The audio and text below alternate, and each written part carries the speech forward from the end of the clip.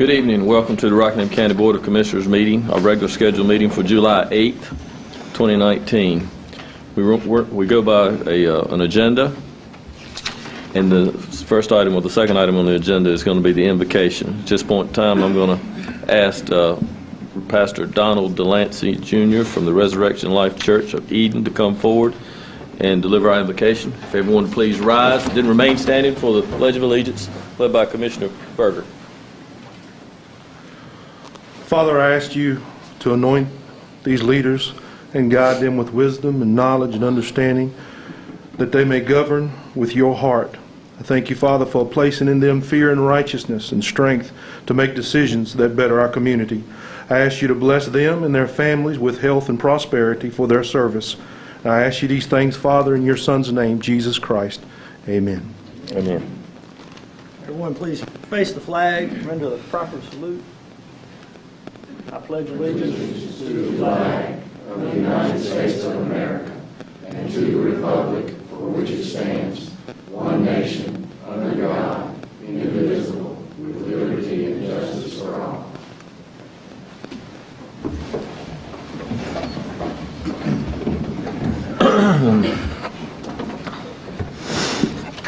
Let me apologize now. I've been under the weather a little bit, so my voice may fade on me. We do have a rather large crowd tonight, so if you have any electronic devices, please make sure you silence them so that we don't interrupt any. We got several folks speaking tonight. Gentlemen, the next item on the agenda is approval of the agenda, item number 4. Is there any additions or deletions to the agenda as presented that you've had a chance to review for the last 7 days?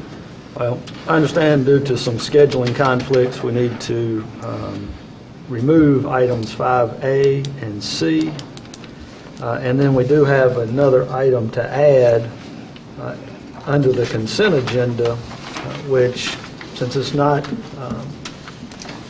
part of what's already been printed, it has to do with the Hunting and Wildlife Advisory Committee and appointing Tyrus Tatum as a full member to that committee. And I understand that committee had also requested this board to approve the removal of one of their members as well.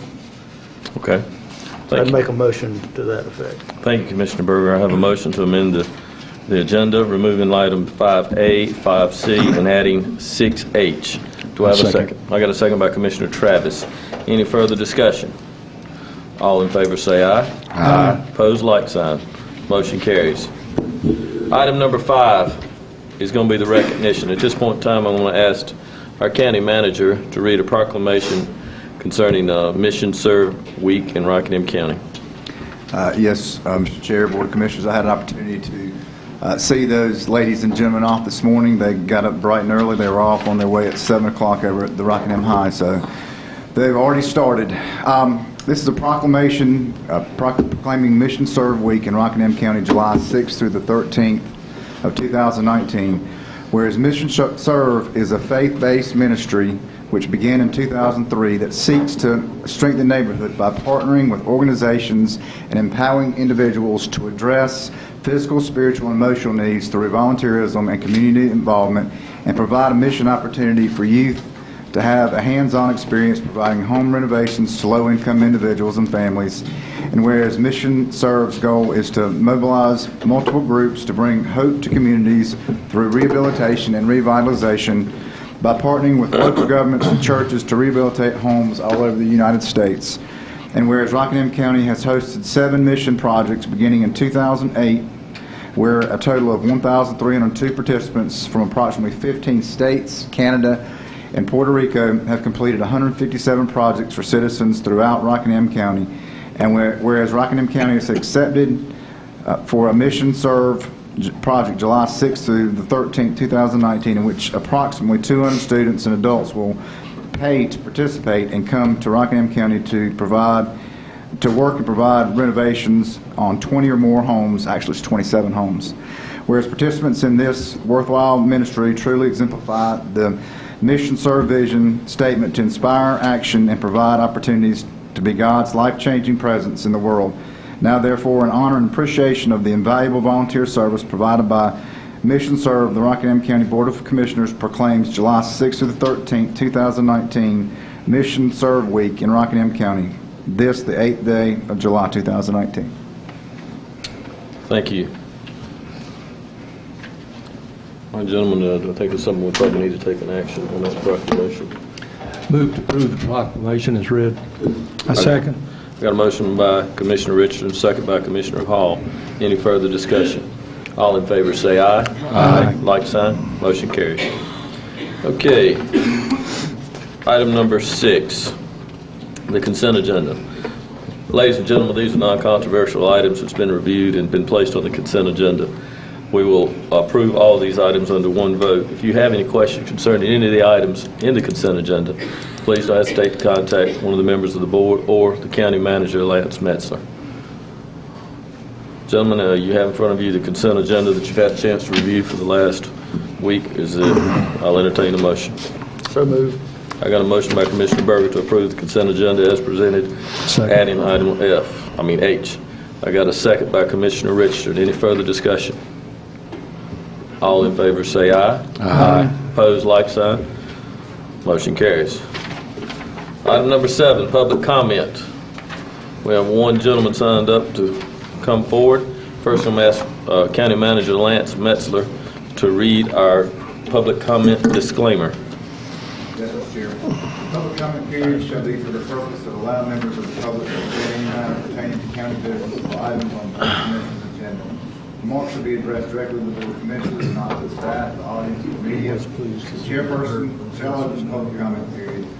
Any speaker who wishes to speak shall approach the podium and not speak from his or her seat. Each speaker shall clearly state his or her name and physical address when he or she approaches the podium. Each citizen shall be allotted 3 minutes. Citizens will be allowed to yield their time on a specific topic by utilizing one more attendee's time. This will allow no more than 6 minutes. I will time the speaker and notify the chairman of their limit. Response will start with 3 minutes unless yielded time is 6 minutes. You will hear a beep at 1 minute to alert you to wrap up your comments.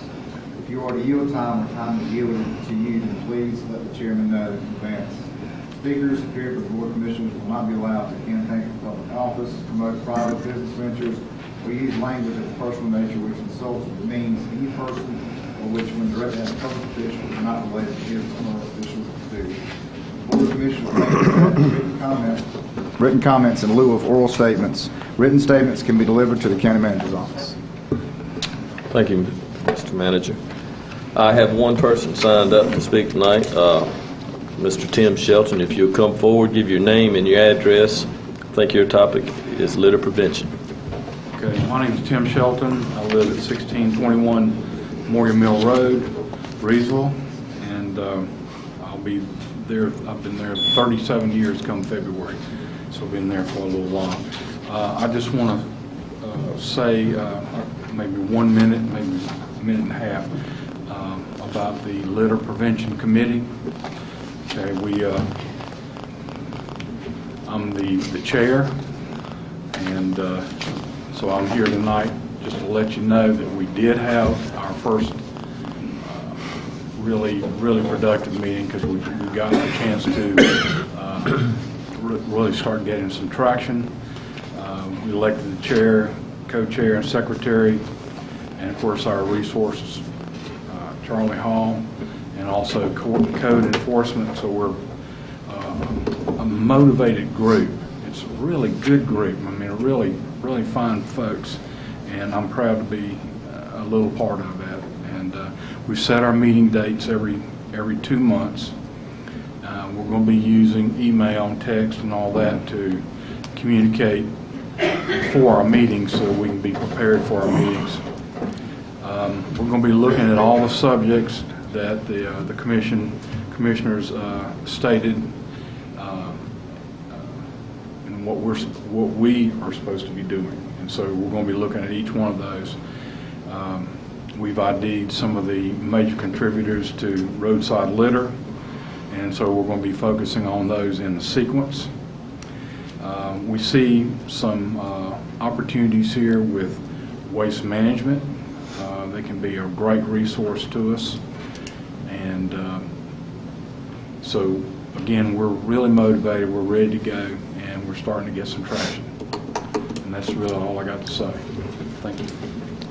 Thank you.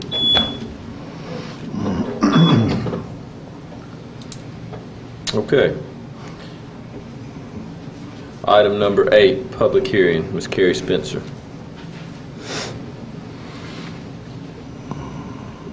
And I did make an error. Gentlemen, we needed to change the case number on this zoning. It was a typo. We need to change it to read 2019-008. 2019-008. I think that was a typo on our agenda. You need a motion? I need a motion. I'll make a motion to change it. I got a motion to change it. Do I have a second? I'll second. Any further discussion? All in favor say aye. Aye. Motion carries. Now, You good? yes, ma'am. That said, the agenda item reads that it's a straight rezoning, and this is actually it's a conditional zoning case, not a straight rezoning. The zoning case was properly advertised. The districts are correct. I just wanted to sort of clarify that. Also, on your staff report, number 2 reads, and this is on the first page of the staff report, number 2, the third line, highway commercial parentheses HI, that should read HC. That is also a typo. It is the just the acronym for highway commercial. Okay. So the property that has been requested for rezoning is located in the southwest part of the county there where the black arrow is. And partly, some of these maps aren't in your packet, but they're here for illustrative purposes for the citizens to see and to make sure to orient you to where the property is. We're requesting residential protected to neighborhood commercial, which is the lowest intensity commercial district that we have. There again is the location of the property in relation to the land use plan. Shows this area as a transitional area. This is a map from the plan that you will be reviewing in our land use plan and UDO revision.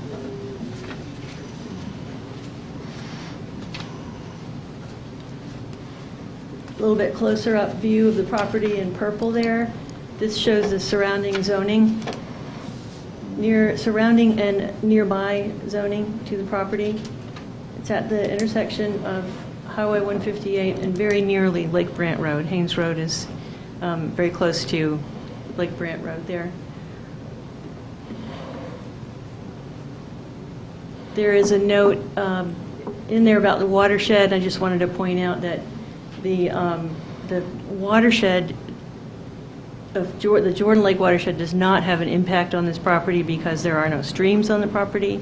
That would be the biggest impact for it. Any other watershed restrictions are about built-upon area, and those restrictions get accommodated during a site plan review process. The TRC that you reappointed tonight with their bylaws will be the tool through which those sorts of things are reviewed and approved for you. Again, the property, and I apologize for the quality of the photo in your packet. We're going to regroup a little bit how we do these, but this shows the property in a photographic state at the corner of Haynes Road and 158. The property applicant has requested to remove some of the uses that would normally be allowed in this zoning district. That is what makes it a conditional district, is the applicant has offered to remove several of the uses that he felt would not be appropriate to that intersection.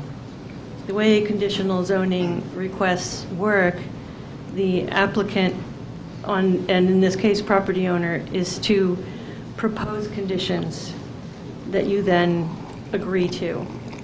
So it's a sort of a one-way conversation from the applicant to you, and hopefully the applicant will be astute in listening to the citizen comments so that if there's something that he feels would be helpful to add to the condition, any of the prohibited uses, he can do that.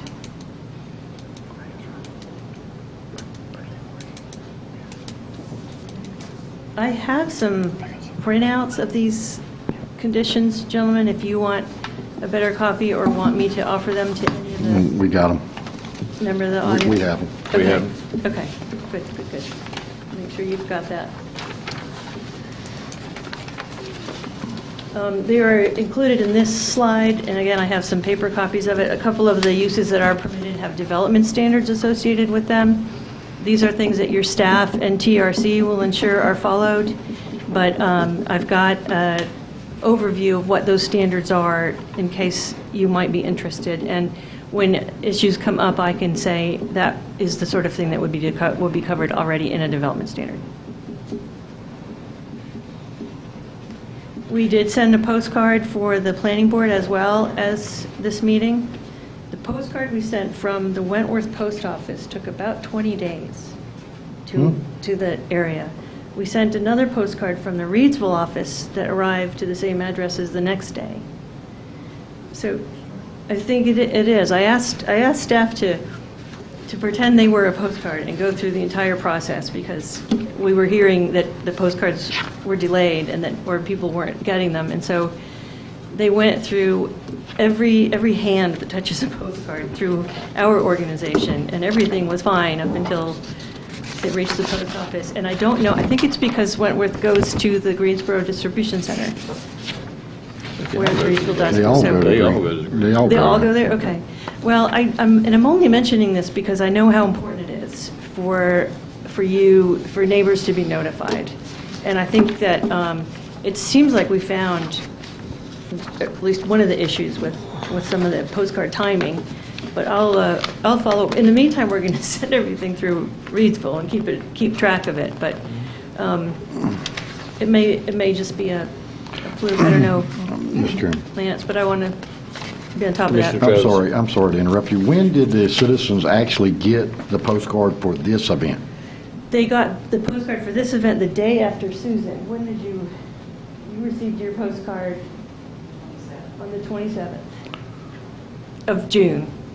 And when did they post to receive it? There's 10 to 15 days before the rezoning request. I think you're off a little bit, right? Not for. So, I mean, I'd much rather err or with 15 days than 10. Excuse me, we send it 10 to 15 days. We can certainly send the postcard sooner to ensure that it arrives sooner. Is that an adequate time for a citizen to know that you're having a public hearing on this matter? That's a good question for the citizen, sir. I think that they would. Well, I'm I mean, it'd be good. sorry, Mr. Chairman. If I'm we just follow, curious we're because doing by statute. you what the only sent requirement it is. out to residents within 500 feet. So how many residents are we talking about? You talking about 2 people? And you No, they're couldn't about- just go up there and hand it to them? You got to mail it? We can talk about those processes. I'm following the process that the law Well, I requires. understand. We Reason I added the brought- postcard 500 Right. foot The reason I radius brought it up, recently. Carrie, is I think Yeah. in the last hearing we had, correct me if I'm wrong, Mr. Chairman, I thought we asked for that area to be extended out instead of 500 feet. I thought we asked for at least half a mile or a quarter mile. The message that got to me was 500 feet. Yeah. I think what we did was we expanded the distance from the property as well as the time frame that they was going to do the mailing from. Obviously, sounds like an issue with the post office, but I think you tried to address that by sending another one out. Okay. We Thank are, you. and the law requires adjacent notification, so the 500 feet is adding some to that. Is that something we can look at again? Absolutely. Okay. Yeah, and I think it'd be prudent, if you want to ask me to, I'll run estimates about what it'll cost to expand the boundaries. I'd be happy to do that. But you also put the sign out on the property, too. Yes, the sign was posted properly. The newspaper I was saw it. advertised as well. Yeah, I saw that sign. Well, I got run over. It did at one. Might have to give her a weed eater to go out there and Mr. cut the grass because state's being delayed Well, my cutting grass. husband went out there with a weed eater the first time, and it wasn't quite enough. I know Mr. Bowman came back with the lawnmower and mowed it down, but the land use plan has several growth management strategies and policy guidelines, and I'm just putting them up here to show you there's 13 different strategies and 15 different policy areas that your land use plan includes. And staff pulled the most applicable policies and guidelines from the land use plan that apply to this request for commercial development in a rural and residential area. And I believe you have, let me make sure you have that in the staff report.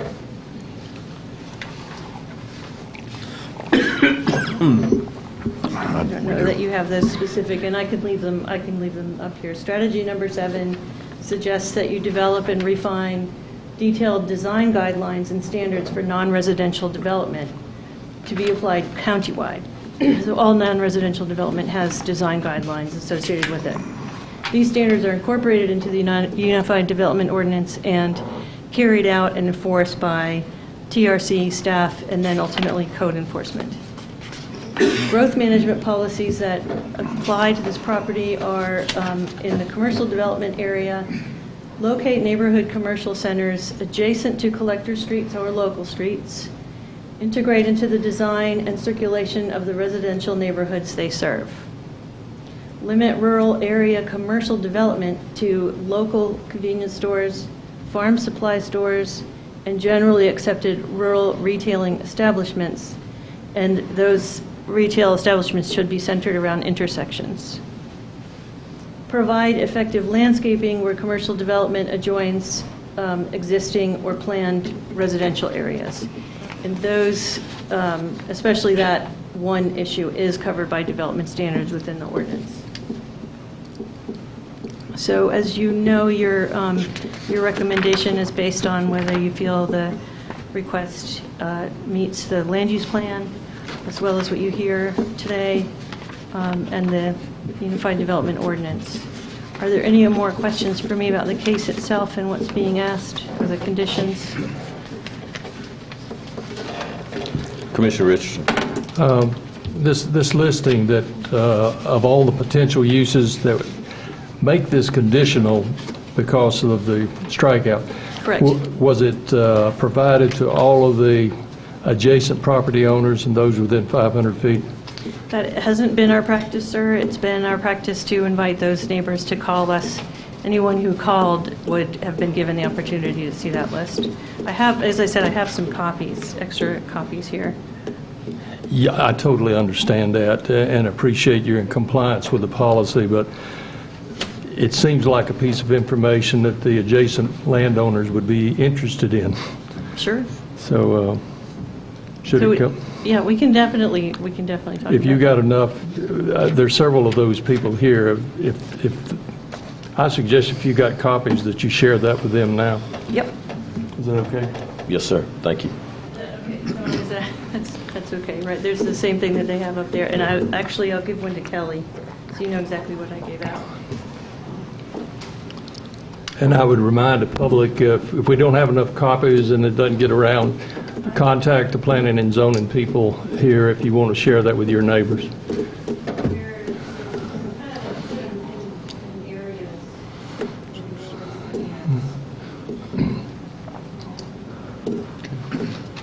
Any questions now? Hey, Carrie, I don't know if you can hear as you pass those things out. I got one other question. Where we were talking about the land use, or you were speaking about the land use and the compliance of this particular zoning request. Have we scoured that list of potential uses to make sure all uses comply with the planning, with the land use plan? Those uses, coupled with the size of the property and the development standards that will be applied, the answer is yes.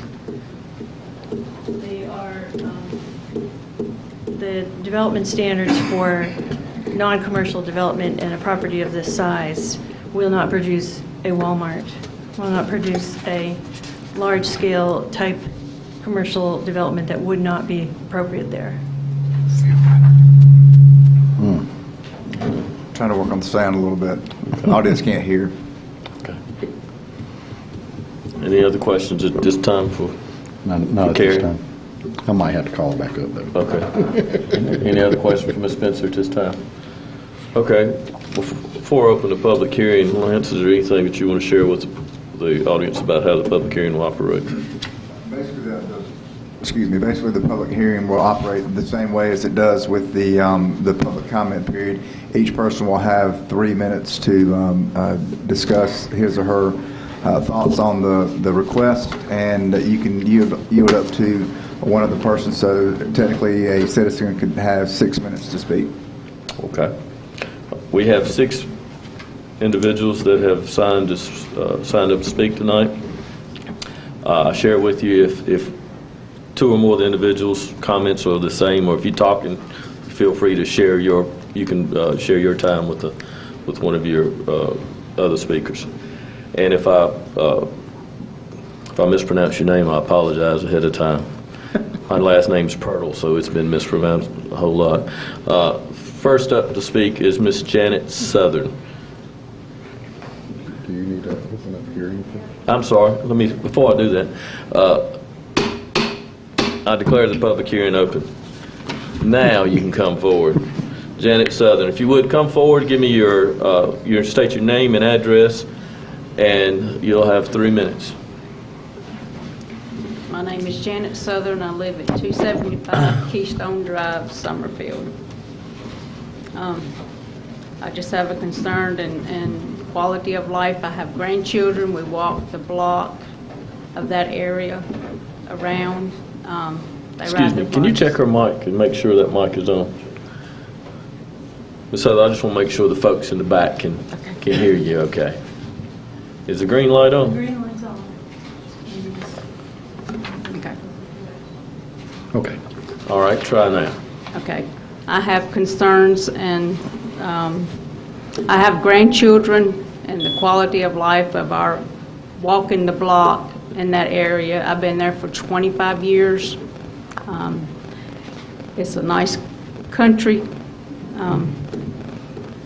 I'd rather not have businesses or anything in that area. And it's a lot of kids in that area and community, and we used to have a crime watchers. I know Rockingham has that, and it used to be, y'all may know, Raymond Ryan. He was the head of it. We all kind of look after each other, but that's my concerns. And like I say, I've been there for 25 years. It's been a good little community. So that's my thoughts of not wanting any kind of businesses in that area. Thank you. Thank you, ma'am. All right, I'm going to call the names in order that they sign up. Next is Mr. Jerry Bowman. Mr. Bowman, if you... I don't have any comments unless somebody has questions. He's the applicant. He signed up. Okay, thank you, Mr. Bowman. Next, Candace. What?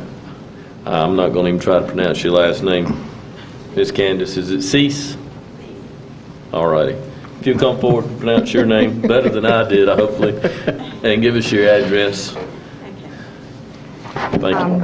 I'm Candace Cease at 111 Hash Lane, Summerfield, North Carolina. And I live 1 mile from the proposed area. And I am concerned, yes, because this is spot rezoning at its finest, meaning that you have you're requesting a commercial property with residential neighborhood surrounding it. It is in the Highway 158 corridor, and we do want that expanded, very much so. However, we want planned rezoning. This rezoning request is a blind rezoning request. Blind meaning there's no specific purpose. What purpose do you want to put there? You could have anything in there, and she just handed out, and thank you for doing that, Miss Carey. You just handed out what you want there. However, it could be anything. You could have a gaming parlor. It's not listed, but it's possible. You could have a nightclub, a retail store, a medical building, all kinds of specific things. Carrie did mention the land use plan, and I can mention that and go in some more detail with you. However, I'm just going to briefly go over it. The land use plan specifically states if there's no specific business identified by the owner, the proposal fails to support sections 4.1, growth issues and community appearance, 4.3, goal plans, and 4.6, the land use vision statement. The vision statement for North Carolina, or for this county, is that we want quality. We want to attract. We want to attract high, let's say it's called high-intensity development will occur and adjacent to designated growth areas and municipalities. We want quality, knowledge-based. We want good business. We don't want just a planned development. And I know I'm going over. No, you got a minute. I got, okay. I want quality. I want shopping areas. I want places to go. I don't want just a planned blanket rezoning to say this is commercial and they can use this for anything they want. That is basically what it is. This property is on the North Rockingham County GIS for retail value, or tax value 24.6. It is currently up for sale for $249,900.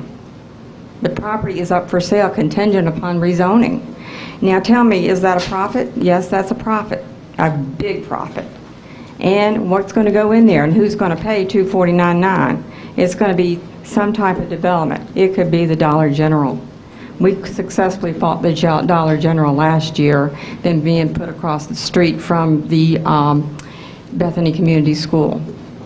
Do we want less than a mile away another such such activity? I don't think so. I oppose this very wholeheartedly. Thank you, and thank you for allowing me to speak. Thank you. Thank you. Okay. Next, Ms. Susan Simpson, if you'll come forward. State your name and your address. I'm Susan Simpson, and I live at 15171 U.S. Highway 158. This property is about 100 feet from our property. That's a big concern for us. Mr. Chairman, I'd like to thank you for this opportunity to speak this evening, and as a resident of Rockingham County, I do not take this privilege lightly. Since we do not have information on what business could go on this lot, we as the residents and landowners in that area have concern that we have to think that this is the worst case is what's going to happen. That's how we have to think about the land use. I have concerns for my family's property because whatever business is put there will affect my family. Obviously, it's going to affect us directly. Our property is less than 100 feet from this lot. Our children are fourth-generation Simpsons to live on our property, so this is family property we want to protect. I can list out my concerns of noise levels, lighting issues, and etc., foot traffic, all those kind of things that are on. We have about 4 acres there, and I can list those out, but my concern is for our neighborhood. We have several elderly couples and families that live there in the area that are unable to be here at this meeting, but I wanted to speak for them, but also speak for my children and our family and our neighbors in the area there. I will focus on 2 main issues because this will affect the area. Mr. Bowman had mentioned in the planning meeting that he wanted to have maybe a store there for the people in that neighborhood. Well, we don't want a store there. We would like to keep that residential. We like our rural area. We are concerned about our wells. The first risk is our wells. In October of 2018, the water lines were run down 158, which y'all know about. And we were told if we didn't tie into them, if we did tie into them, we would lose our wells. And I contacted the office here and was told that all the houses in that area kept their wells. I'm concerned about businesses coming in there and contaminating our wells because in that area there's probably about 6 or 7 houses and the wells are close to that property. Also, I'm concerned about the traffic. The week of the planning board meeting, there were 5 automobile accidents just in that mile stretch right there on 158. It's not a curvy road. Y'all have been down it plenty of times. And we had 5 accidents. Accidents were bad enough where people went to the hospital. So I'm concerned about the traffic there. I know this is getting pushed through pretty quick because of the lot that's down on Price Mill Road in 158, which is an old feed mill that's been empty for 40 years. My husband's uncle owned that, and his cousin now has it, and it's been sitting empty for 40 years, and that is marked commercial zone, or zoned commercial. I also wanted to just ask this question of, is there a zoning called rural commercial that would be even more restrictive than this one that is being applied for? And if that could be something that could be considered for this. What y'all decide tonight affects us directly, and I know y'all don't take that decision lightly. I want to thank y'all again for my time. You're awesome. Thank you. Right there on time. Well, she's good. Thank you. Ms. Stacy Southern.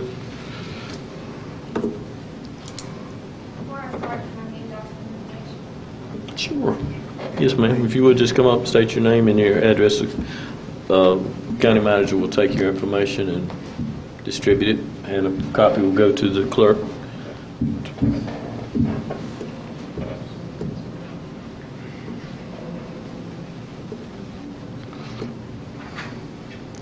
Stacy ain't playing tonight, I'm telling you. She's ready. Mr. Berger told me to come prepared. So. Can't help that.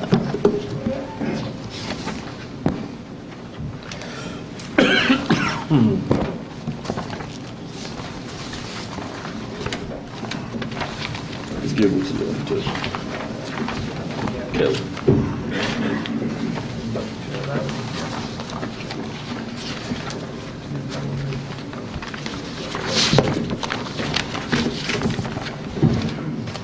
All right, y'all ready? Yep.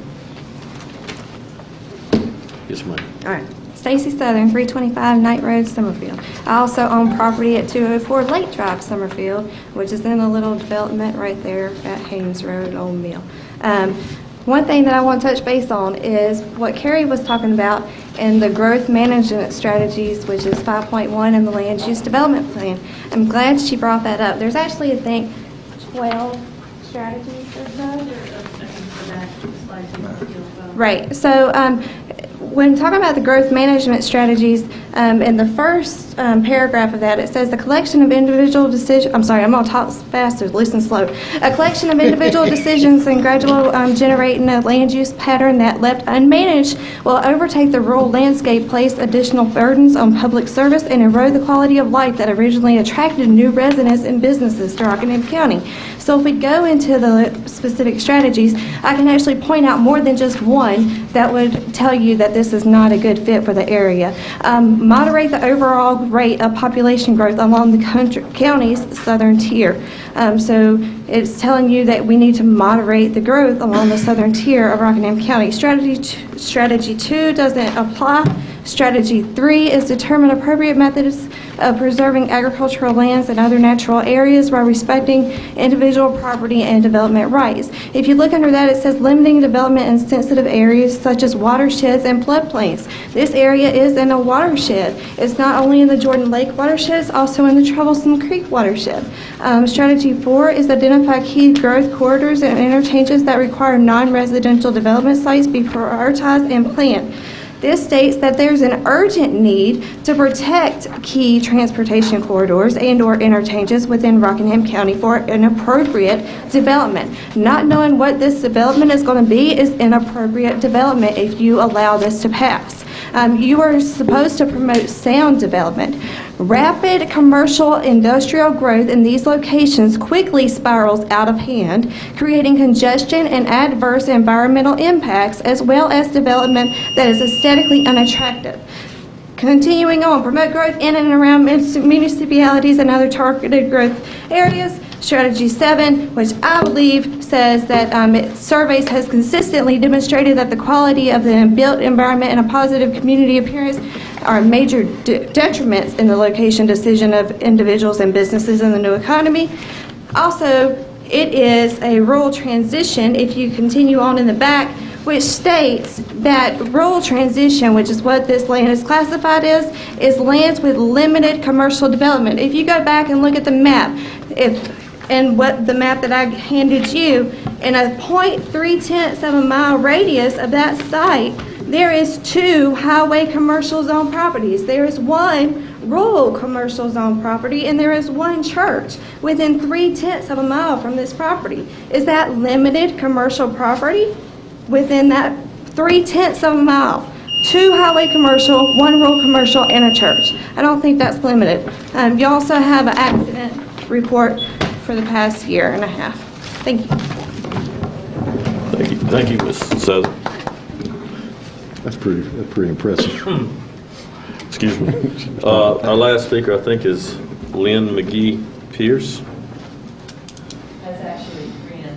Okay, I'm sorry. Ms. Pierce, if you will state your name and your address. Okay, the property I own is at 15041 Highway 158, and my name is Ren McGee Pierce. I'm at a little bit of a disadvantage because I was out of town when you had the last meeting, so some of the things that other people already know about this situation, I'm learning tonight. But I would like to say I own the farmhouse that's right on 158, built in 1846. There's 10 acres of land, a lot of old outbuildings. I really don't want to see that area have a little popcorn, whatever, commercialized new stuff. I would just prefer to keep it very rural, preserve the history, and as I said, this old farmhouse is pre-Civil War. So my heart's there. Thank you. Thank you, Ms. Pierce. Okay. That's everyone that signed up. Is there anyone that didn't sign up that'd like to speak in favor or speak against? I just have a question about Okay. that.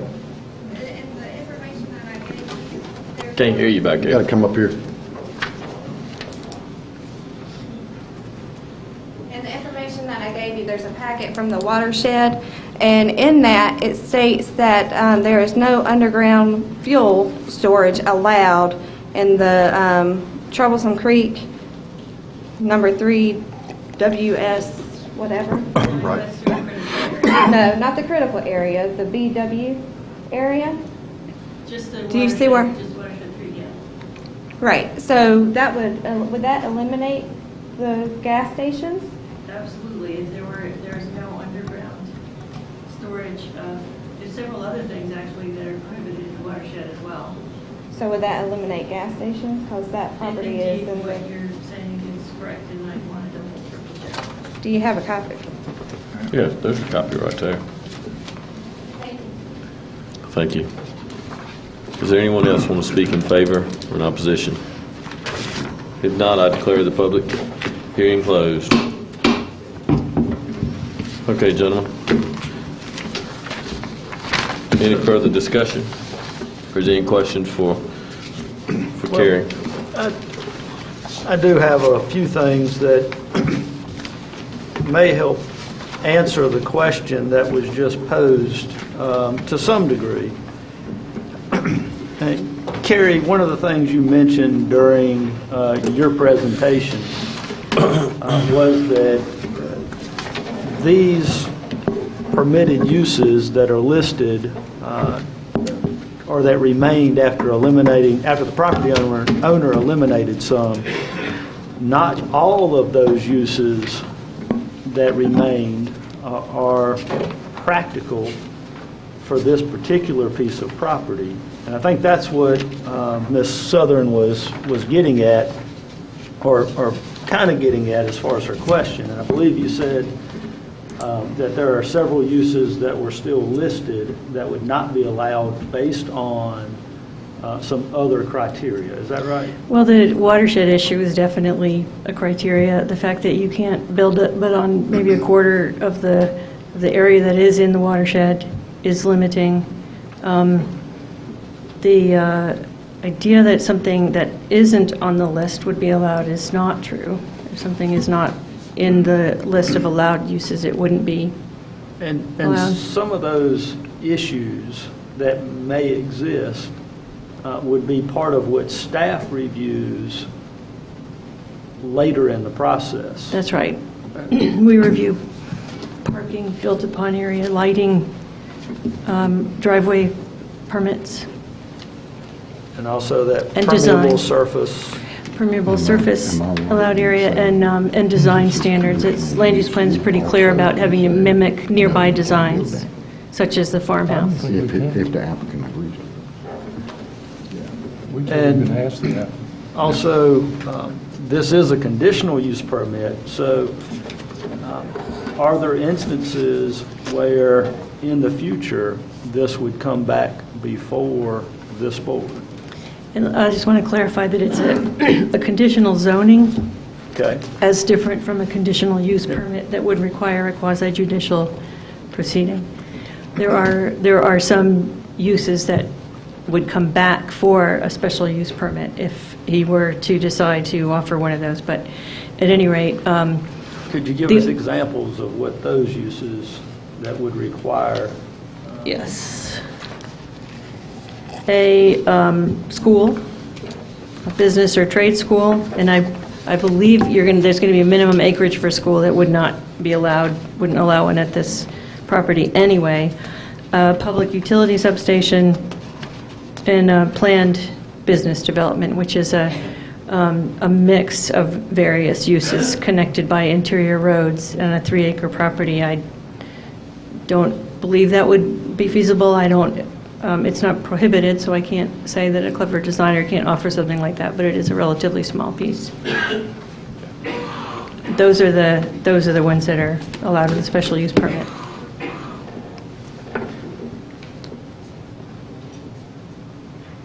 Or that would require a special use permit, excuse me. And I don't know if this is for you or John, just to point out, I mean, some of the concerns we've heard from the citizens have to do with, we don't know what's coming, and I understand that concern. But as far as what's before us, it's a straight up or down vote, and we're not allowed to ask what's coming. Right, the statutes provide that specific conditions may be suggested by the owner or the government, but both parties, the owner and the government, would have to mutually accept those specific conditions. And I think that's what's been done with the elimination of some of those potential uses, that it was by the owner. John, that clarifies that the board can suggest We can suggest, conditions, is it? Yes, the statutes basically say the owner and the government both had to mutually agree upon the conditions. But the originator of a proposal can be, Yes. Can be go- I The just- owner or the government can propose. Commissioner I want to be Travis. sure of that. so correct me if I'm wrong, Carrie, we can recommend removal of certain businesses on this list as long as the applicant agrees to that. Now, if he don't agree to it, we just flat out say no, right? If he doesn't agree to a particular use, what you really need to do is still look at the whole thing holistically and decide whether or not it meets the land use Okay. plan. And if one use sort of tips that bucket for you, you have to be clear about Right. The justifying that. The other John, was question that I the right have, answer to that? right. The other question I have is with future development of 4 lanes, how much of this land is going to be taken for that intersection? That's a very good question. The design hasn't come down the pike far enough yet. It's going to be a But- big chunk. Yeah, and Mr. Bowman is aware of that, the fact that there'll be an offer. The design hasn't been established as to which side of the road the right-of-way will be taken from and what the exact right-of-way is going to be. Okay. The last thing, I guess I kind of feel just like the citizens do, the lack of knowing what will go there is a concern on my part, but also it just looks like we're rezoning this so someone can make a profit. And I don't like the fact that you're rezoning it to commercial just so you can get more profit out of it. And that's a big problem with me. And I imagine my experience, my professional experience would offer the idea that that isn't necessarily germane to the zoning before you, but I'll defer to your attorney to I got you. to remind you of that. Thank you, Mr. Chairman. Commissioner Richardson. Yeah, that's the American way. Oh, it is. Yeah. Not that much, though. A couple things, and I realize these are technical questions. You may not have this at your fingertips. Having owned a service station, a convenience store in the past, and all land in North Carolina is in a zone. You know, somewhere. You know, that water's going someplace. So I'm saying that probably wouldn't prohibit a service station there. What might prohibit a service station there is the amount of impervious area. Correct. And I would suggest that Mr. Bowman's going to have to deal with that at length, or whoever potential buyer. He's aware of that.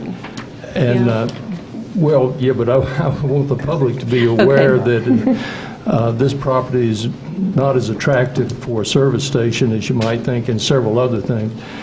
And having been in the position,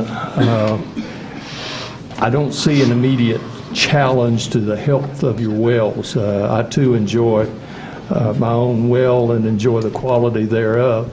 But there are numerous protections. I'm not saying it couldn't happen, but there are numerous protections. Even though there is a pipeline of water going by, there's still numerous protections. I noticed one of the public has been using this property as their walking area. I assume they have the owner's permission to do that? Yeah. And I happen to know that the owner has also allowed some of the local folks to use this area as a garden for some number of times. And what I'm trying to point out here is there's no game, and by the way, gaming that's one of the eliminated, no gaming parlors allowed. That's one of the eliminated options. But I'm trying to point out that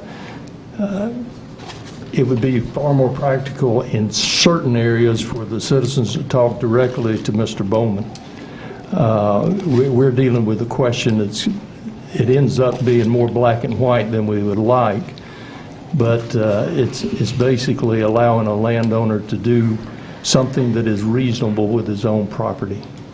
And I'm just asking you as a general question, the planning board felt that the suggested rezoning was a reasonable process?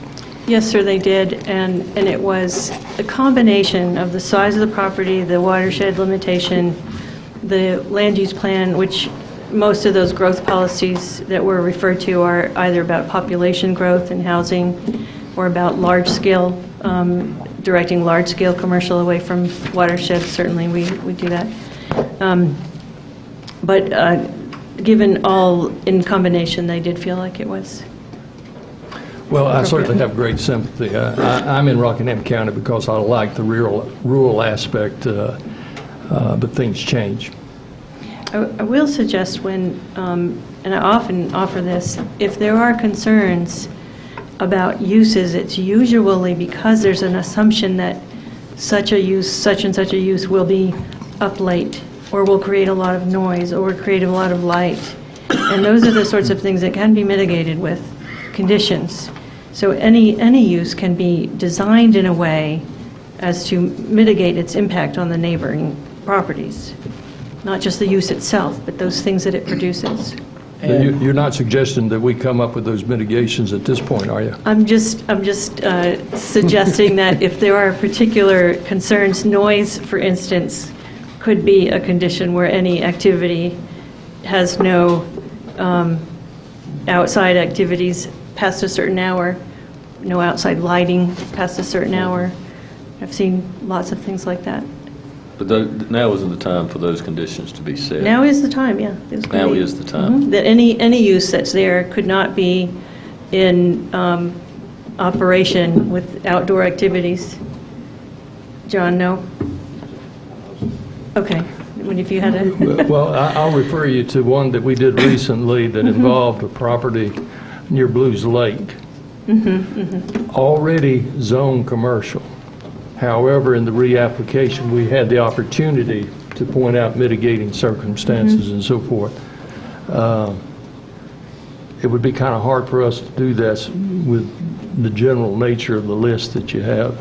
Well, and it's about impact. Again, it's about how any use might perform in relation to the folks around it.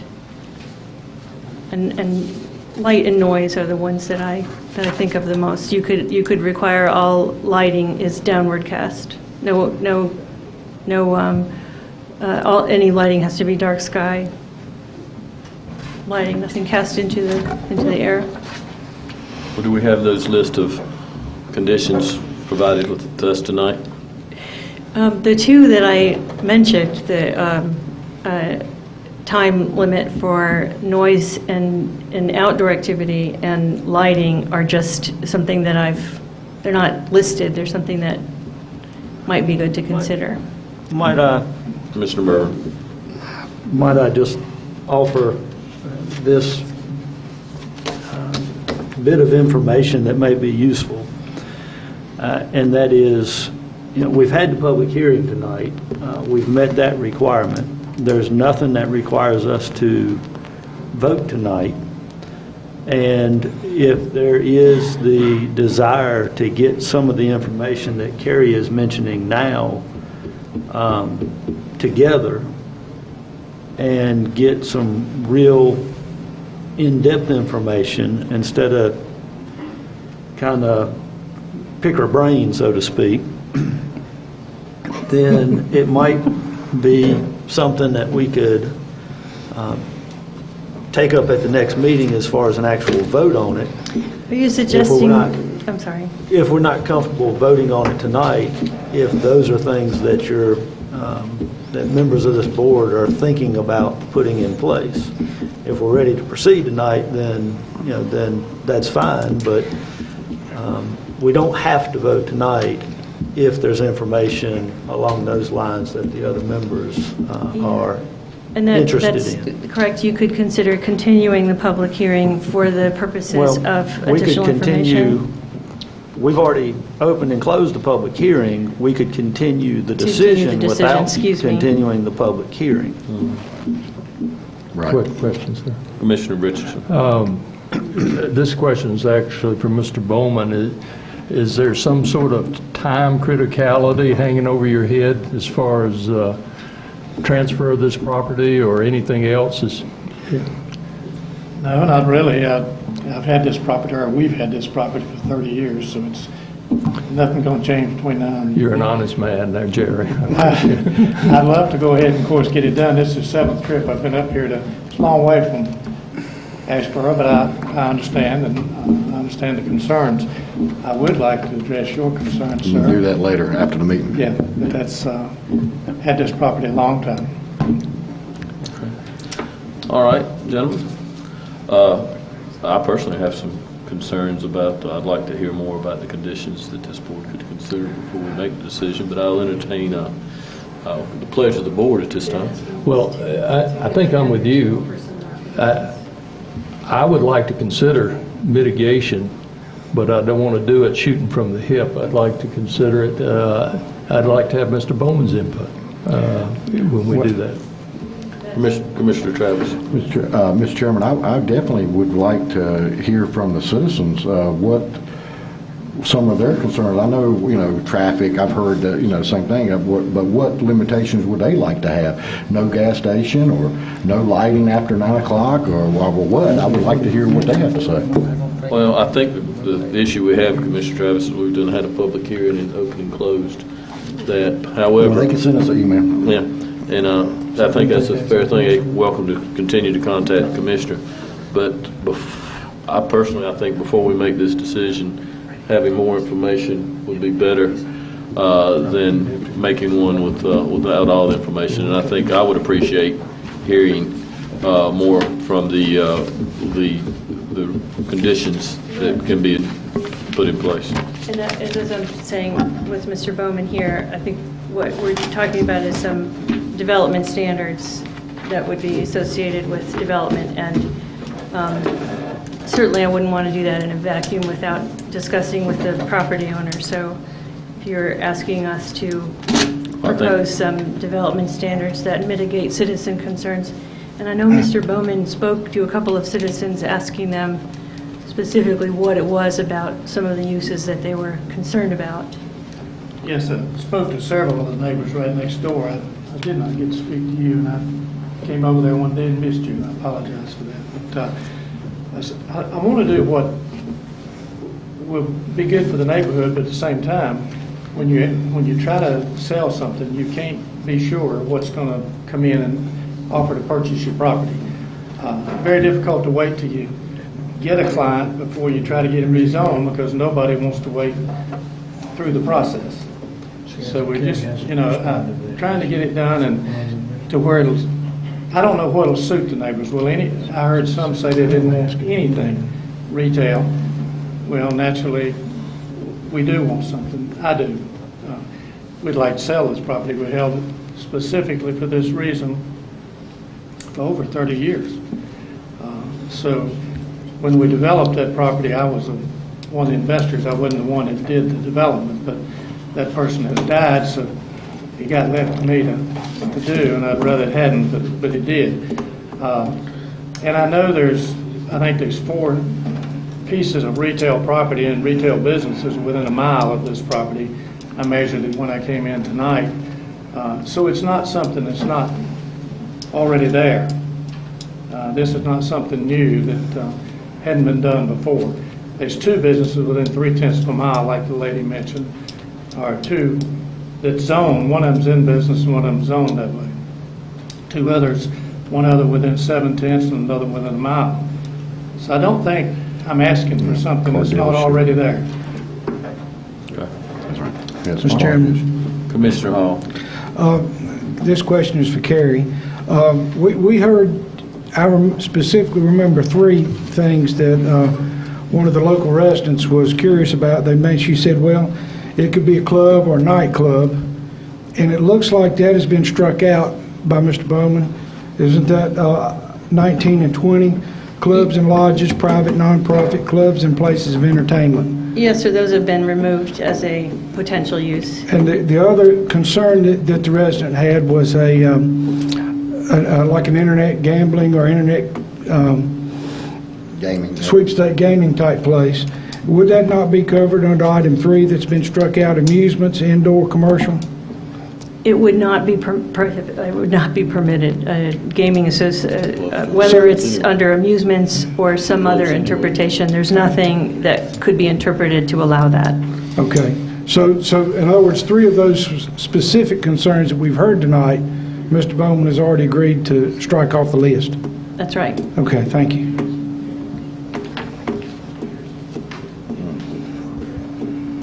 Is there any questions?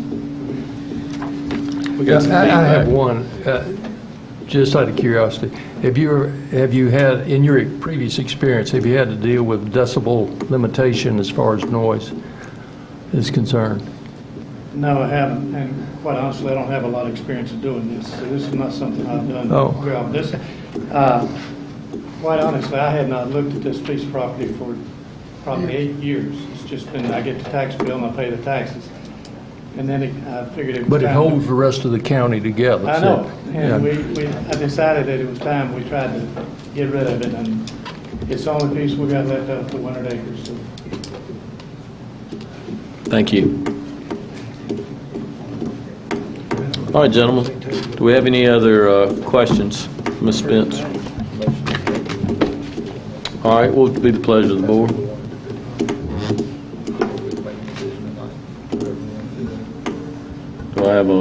Do I have a motion? Well, with all the discussion, I'd be willing to make a motion that we table this until our next meeting and get some further information from planning. Do we want to, I got a motion to table this. Is there anything specific you want to request from the planning department while they're here? You got any specific requests, or you just want all relevant conditional information? Yeah, I would ask that we discuss, or that they bring to us some of these other conditions, and working with the property owner as well to see if there's some of these lighting aspects that can be discussed and possibly some of those other concerns by the neighbors mitigated to everyone's satisfaction, hopefully. I'll second that. All right, I got a motion by Commissioner Hall to table this until the next meeting, which will be August the 2nd. Does that sound right? Second. August the 2nd. With the stipulation that more information come from the planning department concerning the conditioned districts, conditions in the district that apply. All right, are you asking me to bring you more information with conditions that are, development standards that are on the books now, or to work with the property owner to impose specific development conditions to this property? I would encourage you to do both. Okay. Yeah, you can give us what we're asking for, but anything that you can can agree on with the property owner You got it, yeah. would be great too. All right, I have that in the form of a motion, and I have a second by Commissioner Berger. Motion come from Commissioner Hall, second by Commissioner Berger. Is there any further discussion? All right, all in favor say aye. Aye. Opposed, like sign. Motion carries. Thank you. All righty. Moving right along. Item number 9, Ms. Tara Musini, Youth Services.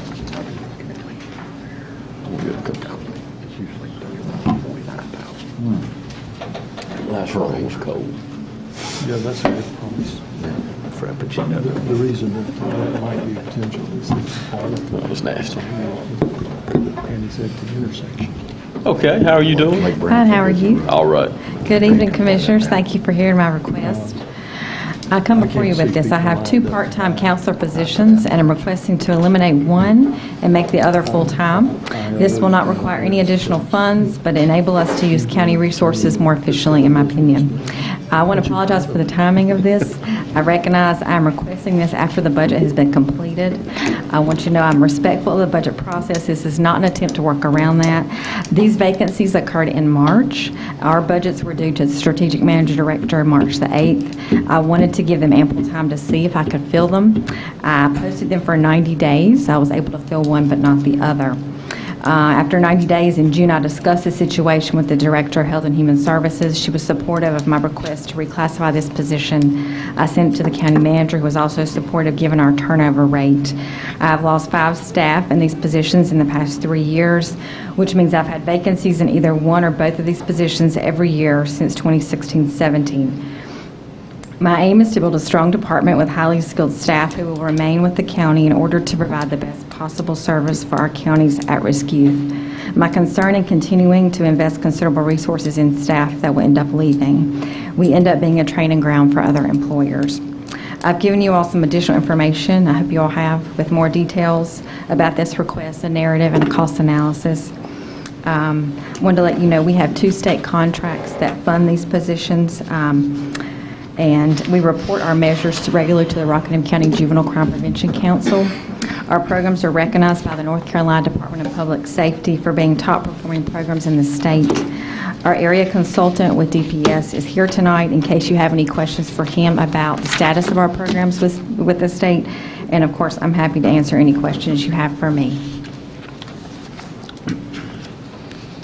Thank you, Tara. Is there any question for Tara? I'll make a motion for approval. Got a motion for approval.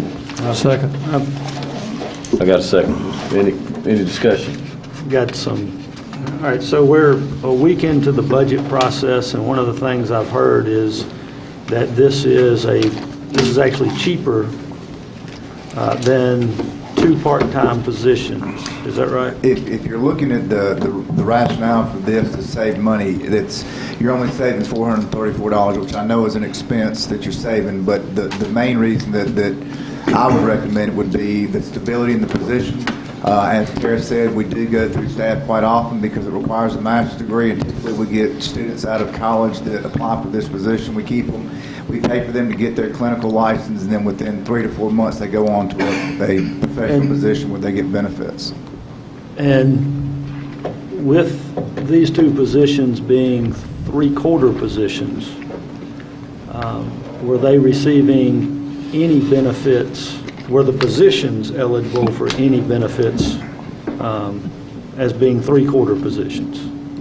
Yes, sir, they were permanent, part-time, so they received everything except health insurance. We paid in retirement on them. Yes, sir. And they accrued leave. And so this is more for Lance. How many positions like this occur throughout the county government?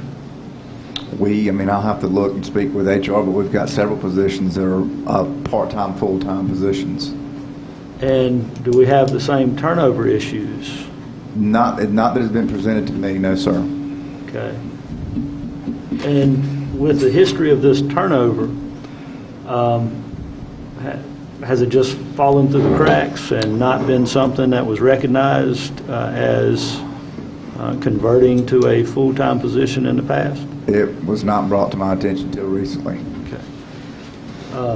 I would be interested to know how many positions we've got that are earning benefits with multiple full-time, part-time positions in our budget within departments to see if, my concern is whether or not we've got this same issue in other departments and we've just overlooked it for years. We potentially could.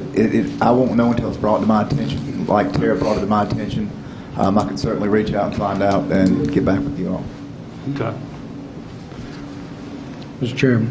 Commissioner Hall. This is for Lance as well. So you are making a recommendation to approve this? Absolutely. After speaking with Tara and knowing the turnover rate she has and the difficulty in keeping someone in a position like that, absolutely. Okay, thank you. Mr. Chair. Commissioner Rich. I agree with Mr. Berger, by the way. That sounds like we may have unearthed a stone that we hadn't looked under before. But I'm familiar with this position and the functions done under this grant and some of our own public money in this case. And I think it's critical that we fill the slot. And I would admonish you about being punctual as well in regards to the budget. But I think your request is valid considering the functions that are performed by this individual. Any other comments? Lance, just let me say, I think I brought some concerns to you just right out of as soon as it was brought to my attention. And some of my concerns was, I know that any employee that we have on the books that accumulates over 1,000 hours is a permanent employee, and we pay in on them into the retirement system. That's right. And I remember Pat, when we were sitting here going over our budget, sitting around that table, we had a very in-depth conversation about how much retirement is going up that we're paying on the employees, how much it's gone up this year, and what we anticipate it going to in the next few years. Yes, and it is going to be a tremendous impact, and with the number of employees we have. So we just need to look closely. Yeah, obviously my biggest problem with this was the first meeting in July, and we're talking about something that we should have handled back during the budget season. Not that I feel that the service is not, and I completely understand the rationale behind it, but obviously it was going to be more closely scrutinized when something comes up. And I say when something comes up because ultimately it's the county manager. And I will say that Tara did answer part of my question along those lines when she said her budget was due in March, shortly after or around the time that the position Was came vacated. open again. Yes, sir. So, I understand that more now than I did. Okay, I got a motion by Commissioner Travis on the floor. I got a second by, I think it was Commissioner, who seconded it? Commissioner Richardson. A while back, so I was trying to hard to remember. I got a motion and a second. Any further discussion? All in favor say aye. Aye. Opposed, like sign. Motion carries. Thank you. Thank you. She did mention something else that is kind of related to our overall just every department, and that is we operate as a training ground, it seems, for many other government units. And have we looked at, it seems that we're paying for all the training and then they're leaving. Have we looked at putting things in place to where they have to be here so long or they pay that money back? We're currently working on the personnel policy right now. John's got it, I've reviewed it, strategic planners reviewed it, and HR reviewed it. So once you get that in front of you, it should address that issue. So it's in there? Once you all approve it, it will be in there. Okay. Well, that's what I'm saying. It's in what Yes, you're sir. working on. Yes, Okay. sir. Okay, any further discussion? Okay, item number 10, Dr. Mark Kinlaw, President of Rockingham Community College. He's going to talk to us about the quarter-cent sales tax.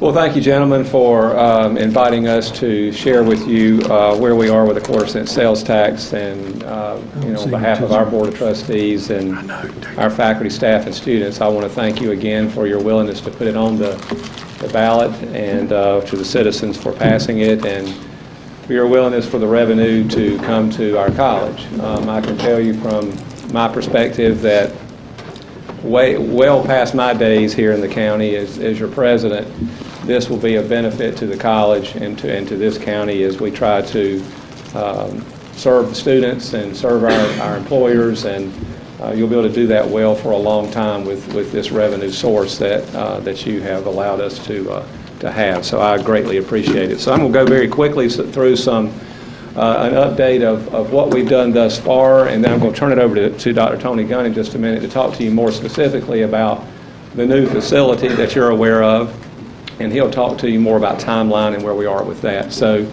of course, the tax increase was approved in May of 2018, and we're drawing about $150,000, or an average of about $150,000 per month is what we're receiving. That started in January of 2019. Of course, you know it went into effect October the 1st of 2018. So we were projected to get a little over $150,000, and that is certainly being met. And we're seeing some months a little bit more. Of course, Christmas was a little bit more in December, but a little over $150,000 per month. One of the primary investment from the quarter-cent sales tax revenue will be a new Center for Workforce Development. And I'll put all of this up here if I can. We have already secured an architect, ADW, out of Charlotte that we have been working with very regularly as of recent. And we are looking at about a 40,000 square foot facility. It will house our advanced manufacturing programs, primarily our machining, our industrial systems and electrical systems programming programs. It will also include our small business center. Customized training. Customized training is just really an office. It's a staff position that works with our state of North Carolina to provide customized training to business and industry in our county. Very significant part of what we try to do to support our industry partners. It will also have meeting space for corporations in our area, also meeting space that will be open to our community. So that's what we're proposing in the new facility. This will be the primary investment from our quarter-cent sales tax revenue. I want to let Dr. Gunn come up and talk timeline, where we are with this particular investment of our quarter-cent sales tax. Then I'll come back up and talk to you a little bit more about other things that we're already using our quarter-cent sales revenue to do.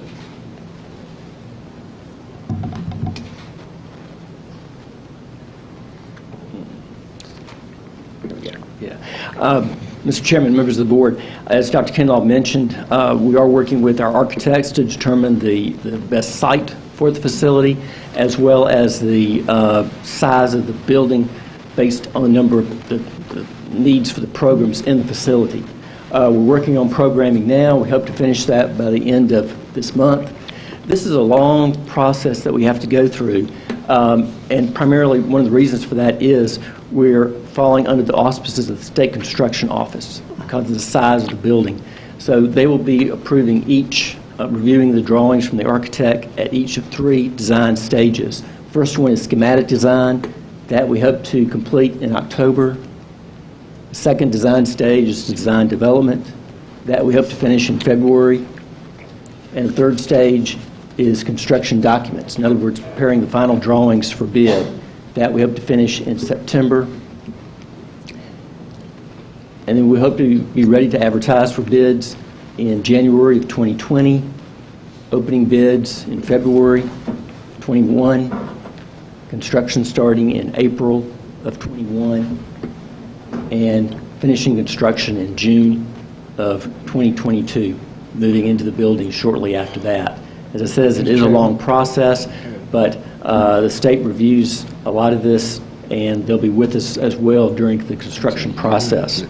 Excuse me. Commissioner Hall has a question. Yes, sir. Tony, advertisements for bids. We're not going to advertise for bid before we're done with construction docs, are we? Should that be January of 2021? I'm sorry, it should be January of 2021, yes. Okay. Sorry. All right, thank you. Yep. Please continue. Okay. And we're updating this timeline as things change, and it's posted on our website.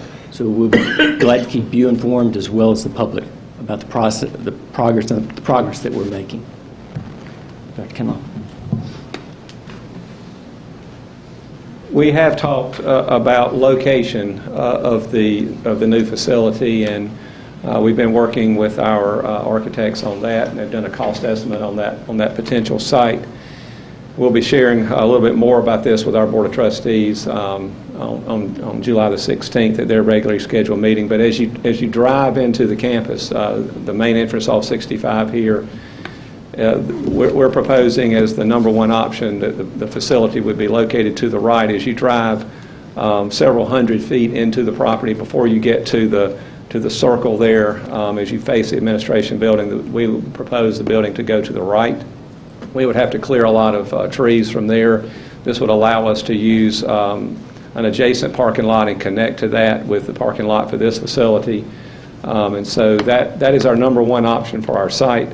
And so we're going to be working with our architect more on that, and then, of course, sharing that with our board and going and moving forward as we go. So we're excited about where it can go. We're excited about the visibility of it. You know, as you drive into that property, it'll be very visible for you, and be able to serve our campus well. So that's where we are now with the new facility. With again our primary emphasis with our sales tax. There's some other things that we're already doing with our revenue that I wanted you to know about, and of course, as Dr. Gunn pointed out, we are posting this on our website, and we're going to be doing some regular mailers to all of our county residents just to keep them up to date on what we've done thus far, and we've just mailed out one of those recently to inform them of what we've done with our quarter-cent sales tax in the last few months. We're upgrading an information technology lab in our Advanced Technologies building. You would probably know that as IT, but it's one of our degree programs, one of our business programs that we're in bad need of upgrading that lab, bringing it up to standard. It's a 24-station lab, fully equipped, and so that is to be finished, we hope, in August before classes start. And then we'll be able to do a before and after picture and be able to share that. So we're excited about what that will do for that particular program. And for those people that want to explore that for a career. We're also modernizing our electrical and industrial systems labs and equipment, bringing them up to more of the standard where we need to be in terms of training. We're enhancing our computer integrated machining program, the hardware and software that supports that particular program. So some of that is already underway, and we're pushing for that to be ready before we start classes in August. Some other things that we're doing is we have 3 Goodwill sites that we have across the county, Eden, and also in Reidsville and Mayodan. We are installing new computers in those areas that help to serve what we do in that particular, those sites. We partner with Goodwill in terms of career development, and we do a lot of basic skills types of training in those facilities. We're also putting adding smart technology to our classrooms in our Owens Health Science building. We're excited about what that will do for us from a training standpoint. We're very excited about the additional students that we're going to see this fall in health careers, and so this is going to help to support that. We had 65, gives you an example, we had 65 nursing students this past year. We plan to enroll about 105 this coming fall. We're very excited about that, so that's very good. So these smart classrooms will help to support that. We've also installed, and Tony can talk a little bit more about this if we need to, we have recently installed a mass notification system for security purposes on our campus. This was a tremendous upgrade in how we can secure our campus, and that is if we have tornado or inclement weather types of warnings, if we have active shooter incidents, those types of things. We have installed this across campus where we have 13 call boxes on campus. So when we sound the alarm, we can hear it across campus, but we also can hear it inside our buildings, and we can communicate across campus, verbally communicate, exterior and interior, to let people know what's happening and what kind of drill is going on, or if it's an actual incident. So this has been something that's been badly needed to better secure our campus. It's hard for us to attract students and let students have confidence in us if we're not secure. So we're trying to beef up our security as best we can. All right, we have two old facilities on our campus that support our advanced manufacturing programs currently, Industrial Technologies 1 and 2. They're located on the back side of our campus. Once the new facility is completed, a lot of what's in Industrial Technology 1 will move out and come to the new facility. But we don't have to wait to renovate those for the new facility to be completed. We have to wait for portions of that space to be, we have to hold portions of those programs in place until the new facility, but not all of them. So we're going to spend the next 3 years. As you see, it's about a 3-year project to get the new facility completed. We're going to spend those 3 years renovating portions of these two buildings that we can renovate prior to the new facility being ready. Industrial Technologies 2, we will be able to fully renovate it because none of that is moving to our new facility. We plan to make our Industrial Technology 2 building a construction trades building. It houses HVAC currently. We'll renovate for HVAC, and then we'll also put ourselves in a position to do plumbing and those types of programs in that building. It will be purely a construction trades building. We're hearing a lot of interest from our community and business people that it's badly needed. So that we're excited about that. And then Industrial Technology 1 building will be moving some different programs that are currently on campus into that facility, renovating that space to increase the capacity of those programs. Welding being one of those. Welding will stay in that building, but we'll increase the capacity for it. So I'm just simply saying that as the new building is being built, and before we get into debt service with that new facility, we'll renovate as much of these two buildings as we can in that 3-year period to put us in a position that when the new building is open, we've done a lot of those renovations and we're in a better position with a lot of programs that we currently have. We also are going to have to look at, and this may change, this is not etched in stone, we're looking at some parking lot and sidewalk improvements that are badly needed. But if you're following the state budget process, they are, of course, they're going to have to conference things out as now the House and the Senate have come out with their conference budget, and they'll have to talk with the governor. Of course, the governor has vetoed it, but they'll have that conferencing period during the summer. But they're talking about additional funds going to our community college system for repairs and renovations. And they're talking about drawing that out of the State Capital Infrastructure Fund, which is a current fund that is already in place. The state would not have to go into debt with a bond.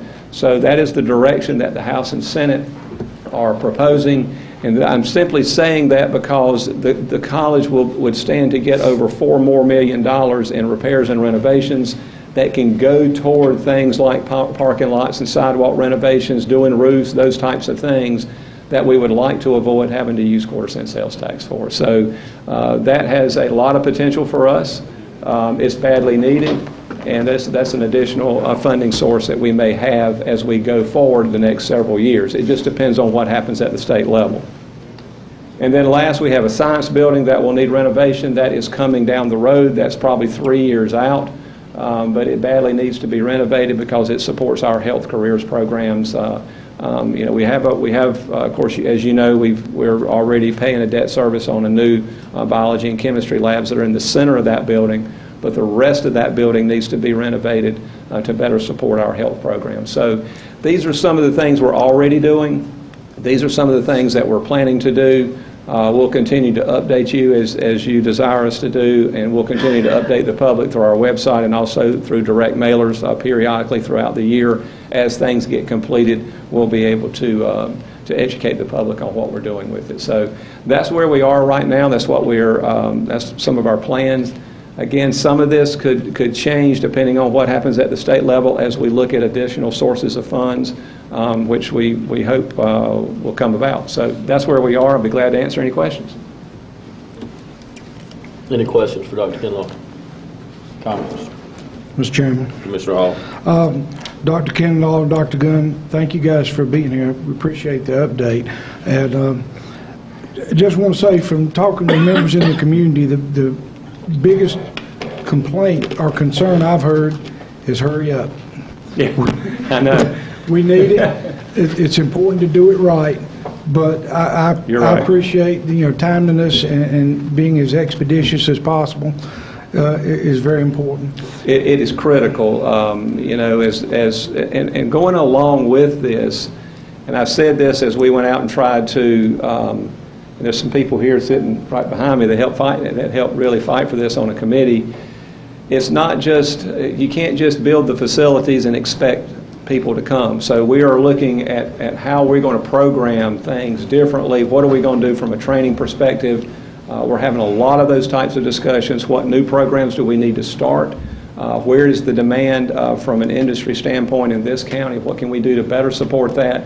So all of these types of discussions are taking place. So it's not just building and renovating, it's how do you program that to provide the type of workforce that this county needs to attract industry and also to improve the lives of our citizens. So it is a critical time. I'm excited about it because I don't know that the college will be in this position again anytime soon as we go into the future. So there's a lot of expectations and pressure on us to deliver, and that's okay. It's all exciting, but your point's well taken. We're working as fast as we can. We have 2 full-time people that are dedicated to our capital projects, and so yeah, we're working as fast as we possibly can. Thank you. I appreciate it again. Hurry up. Thank you all. I appreciate it. I don't really have a question. I think Dr. Kinlaw made a real important point. It's not one of these, if you build it, they would come. Folks need to know that it's out there. And that's going to require, first of all, the total involvement of our public school system to make sure that every student knows what's available and how it will benefit them and how it could impact future career choices. But also the public in general, because in addition to the younger set, the high school age and so forth, that the 18 through 20, which form a bulk of your population there, we want to make sure these facilities are open and are well utilized by the older public, the 25 to 55 outfit. So I commend you, and I look forward to your PR efforts, because as you talk about these things, it gets exciting. Thank you, Commissioner Richardson. Dr. Kinlaw, I have just one quick comment. First off, appreciate you coming tonight, and I appreciate you sharing. I did get that flyer in the mail, and I appreciate that. I think it's important that that we continue in the spirit of transparency, be forthcoming on how we spending tax dollars. I'm glad to hear that you've got a website set up and that folks can go to that website. Not everybody has that accessibility, but there's folks that go to the website and see what's going on. I encourage you to be as detailed as you can in that and keeping it updated. But also, I think it's important too. I know there's folks here that worked hard, and there's a lot of folks in the community that worked hard to get this quarter-cent sales tax passed. And as hard as they work, they're going to hold us accountable that we do what supposed to do with it. So I'd encourage also, probably maybe it's not as often as you did and your staff did when they went out into the civics groups and talked about what was going on, but still take advantage of that opportunity to share with some of those groups throughout the county of how I think it's part of promoting the community college, if that makes sense. It certainly does, and I'm glad you brought that out. We are already doing that. We're scheduling times to go and to present to our Rotary, Kiwanis, Lions clubs, those types of organizations. That's in process. So we've already have some of those scheduled for July and August and September. So we're going to start making those rounds again. But we have found from a marketing standpoint for our college that the direct mail pieces really help a lot because it goes to every citizen in our county. So we'll continue to do some of that as well. But point well taken. It's taxpayers' money. They deserve to know what we're doing with it. Thank you very much, Dr. Kinlaw. Thank you for what you do. Item number 11, Lance Metzler, appointing a voting delegate for the North Carolina Association of County Commissioners Annual Conference in August. Yes, sir. The annual North Carolina Association of County Commissioners Conference will be held at Grandover in Greensboro from August the 22nd to the 24th. The NCACC is requesting, as it normally does as a county, to designate a voting delegate for the business meeting that will be held on Saturday the 24th from 2 to 4. And so they're asking that you all please establish a voting delegate tonight. Gentlemen, is there anyone has a burning interest to spend 2 to 4 on Saturday, what's the date? 24th. August the 24th? I'll make a motion for Mark Richardson. All righty. Thank you, Commissioner Travis, and thank you, Commissioner Hall. You're getting me back. Yes, sir. I got a motion by Commissioner Travis, second by Commissioner Hall. Any further discussion? Without any further discussion, all in favor say aye. Aye. Opposed, like sign. Thank you for your willingness to serve. Yes, sir. Mr. Chair, in the past, we've made it a policy to appoint an alternate. He don't want to drown by himself, does he? Well, one doesn't know what's going to happen 38 days from now. Yeah, that's true. Does anybody would like to be the alternate?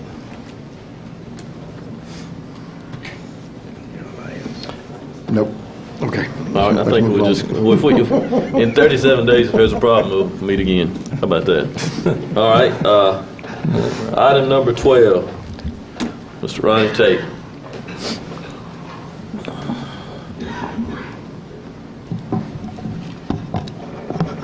Good evening, gentlemen. I have 3 items tonight for your consideration. And the first is the approval of the applicants for the county's Parks and Recreation Advisory Board. There are 11 slots for that advisory board.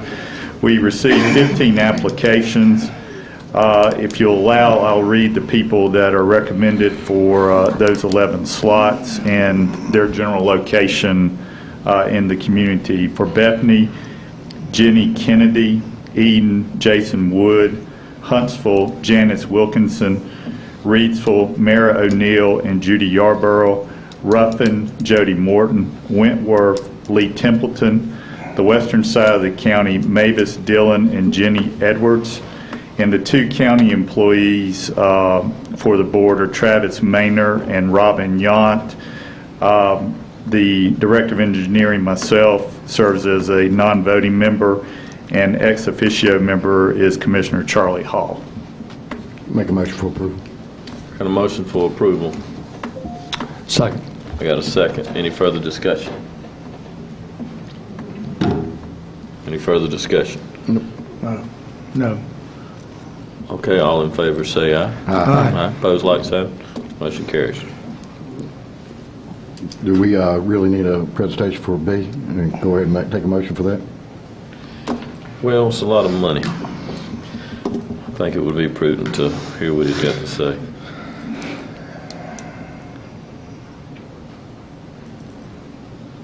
Here we go.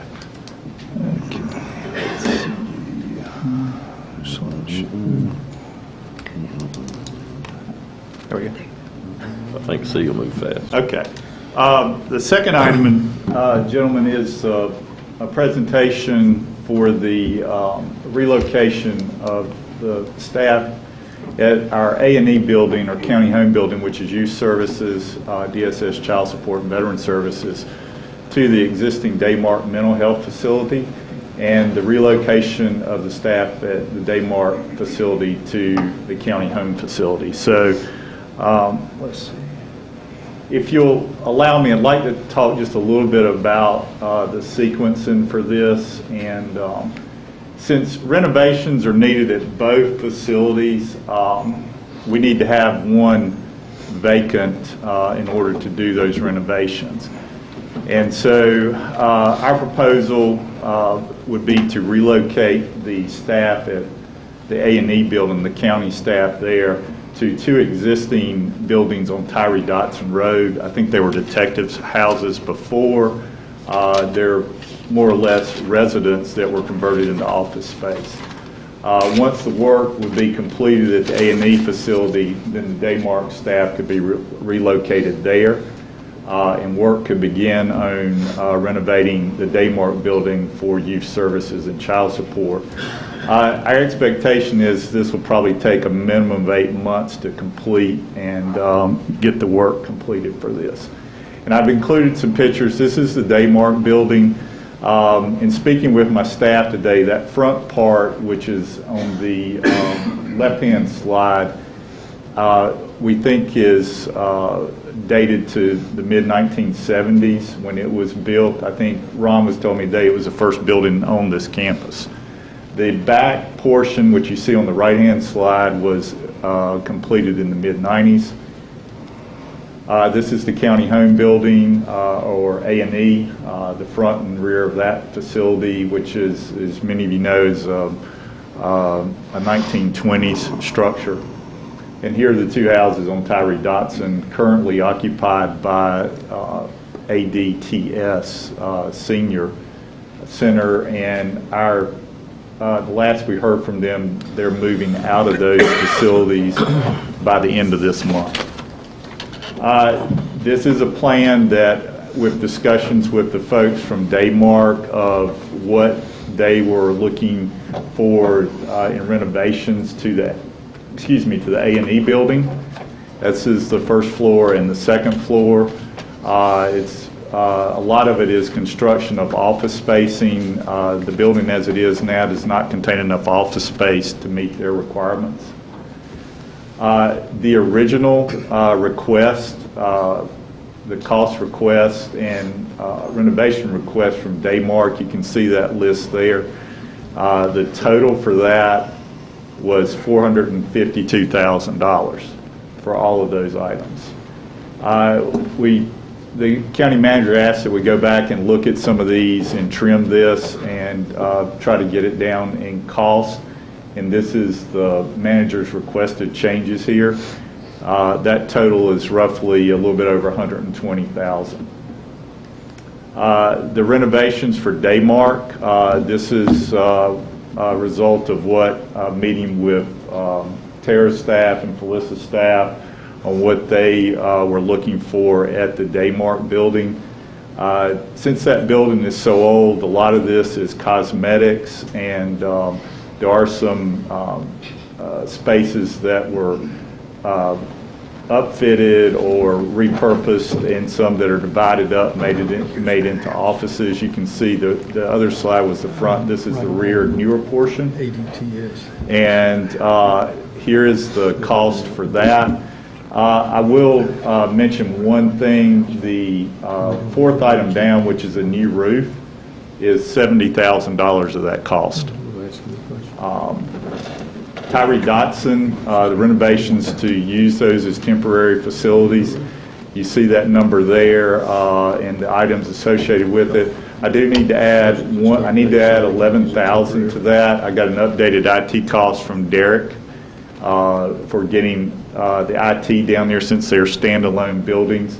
So that cost now is $32,000. And the project budget was $400,000. The county was to provide $150,000 of that. Cardinal Innovations Healthcare, $250,000. The total cost as they stand now would be 537, 780 plus 11, so 548 for those. And I'll be glad to try to answer what questions I can. I have some of my staff here if it's a building-specific question, and I know there's some folks here for Daymark also, if you have questions for them. One question. Commissioner Ritchie. After the swap is complete, what do we intend to have at those two buildings and on Tire Dodson? I'm sorry, I didn't hear the last. After all the swap is complete, Yes, sir. what do we intend to have housed in the two buildings on Tire Dodson Street? We don't have anything purpose for them right now. So We can sell them. you could sell them, or if you had another organization that need them, that would be up to the board. We don't have anybody, I know. We could sell those or repurpose those. Yeah. Those are under evaluation at the moment. I have not had a request for anybody plan. down there. No plan. No plan. No plan. No. No plan. Okay. Mr. Chairman. On paper. Commissioner Hall. Mr. Tate, could you tell us, will this be done in-house, or will this be contracted out, or will it be a mix of those things? It'll probably be a mix, but the biggest portion of it's going to be contracted out. Okay. When do you anticipate, if approved, when would you anticipate going to bids on these? I'd say sometime late fall, once we could prepare documents to get, to get to contractors or subs for bidding. And so you're looking at going this fall in 8 months, so it'd be sometime next summer, you would anticipate the project to be complete? I would say so, yes, sir. Okay. Thank you. Go ahead, Commissioner Berger. What was our time limitation on the Cardinal money? I don't think it was.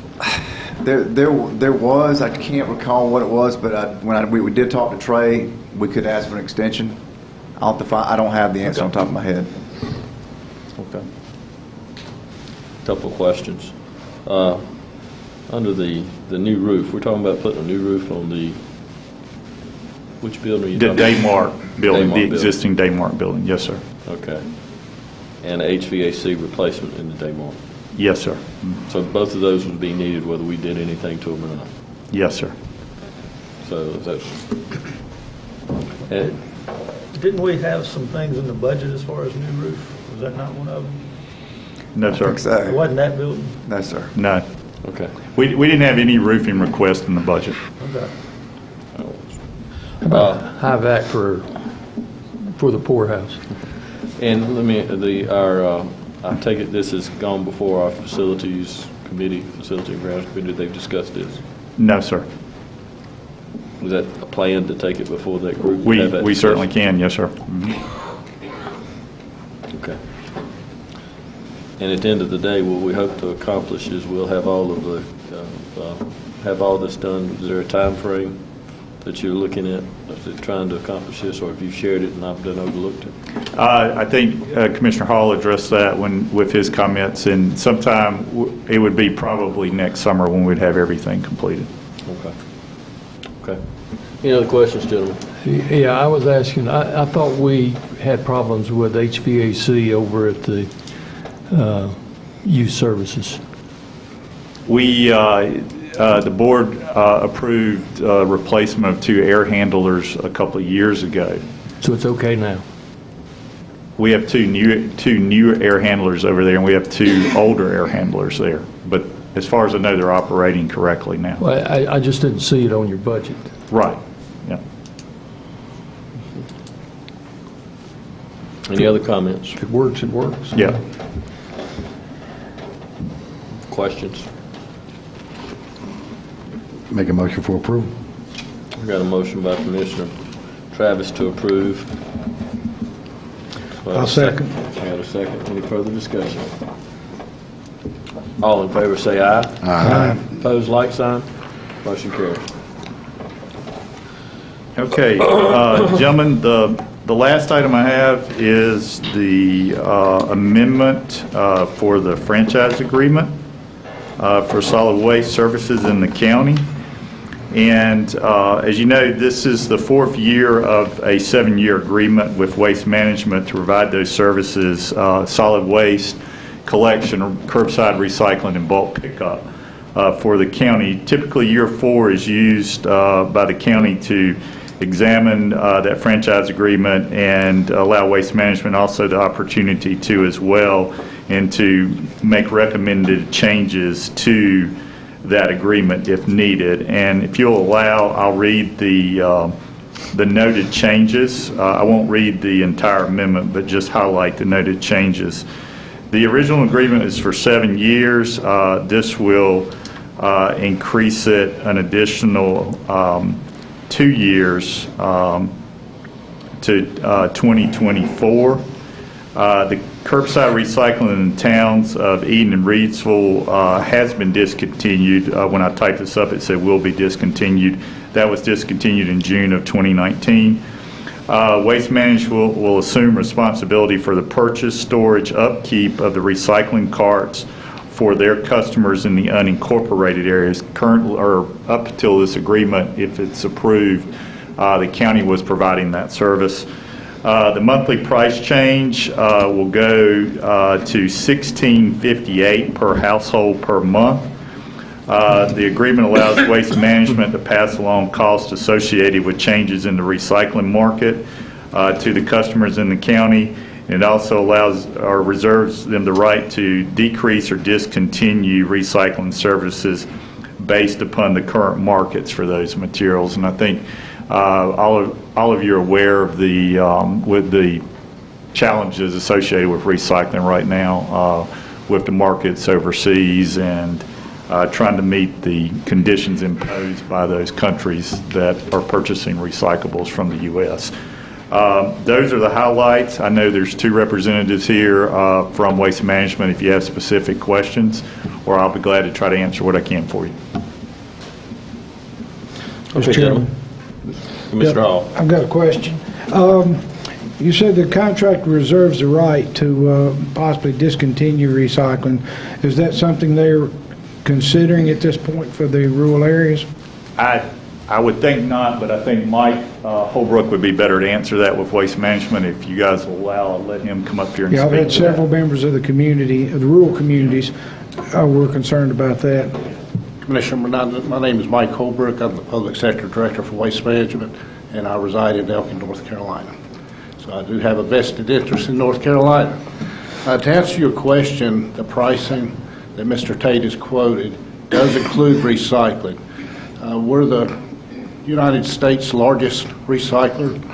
We want to continue on that as long as the path that we can continue on. It's, you know the decimation in the market. You can look at any avenue of media that you want these days, and it doesn't take you long to see what's happened to the recycling industry.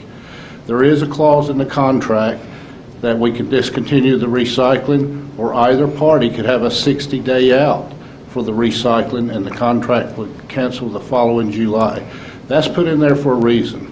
If recycling went to $150 a ton, I do not think the county would be wanting to pay $150 a ton. Being a good partner, we don't want to charge $150 a ton. And so the simple answer to your question is our price does include recycling. We intend to honor our contract, but we have no control over the markets. We cannot tell you if they're going to go up, they're going to go down. It's kind of like the stock market, and right now it's at a 25-year low on commodity sales. If the market were to change drastically, could the commissioners expect to have someone from Waste Management come to us and us talk about it before they would just discontinue, or can we expect any kind of notice if that becomes a reality for you guys to consider? Yes, sir. In the member, we specifically put a 60-day written notice that invokes a clause to discontinue recycling the following July. So depending on the time of year that you put that 60-day in there, the 60 days is really only applicable if you're doing it in June or May. So you've really got a long time there to prepare for that. But before we even got to that, we have open dialogues. We have a great partnership with your staff. we would be talking about that before we send any letter to that effect. The letter that we sent in March of 16, we had no choice. I mean, we had to at least recover our costs. And just to show you what a cost-effective partner that you do have in waste management, you can look no further than your neighboring counties. If you look down in Alamance, it's over $26 a month for the very same service. In Forsyth County, over $20 a month for the same service. Guilford County is going up to $21.50 for the same service. That's over $5 a month per home that our proposal is on the table tonight. If you get out into rural counties where I live, in Wilkes County, you pay $75 a quarter or about $25 a month just for the trash, not even counting the recycling. So I wanted you to understand what kind of cost-effective partner you have. We've looked at this in very detailed with the county's budget in mind, and we did the very best we could with the amendment. Thank you. Commissioner Travis. Mike, I'm glad you're here. Thank you.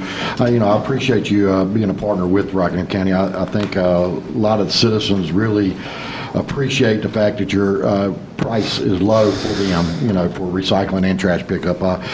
Just to bring these to your attention, the biggest complaint I get is waste management trucks littering on the roads, or missing their trash pickup, or in a hurry when they do get the trash and dump it, trash falls out and they just drive off.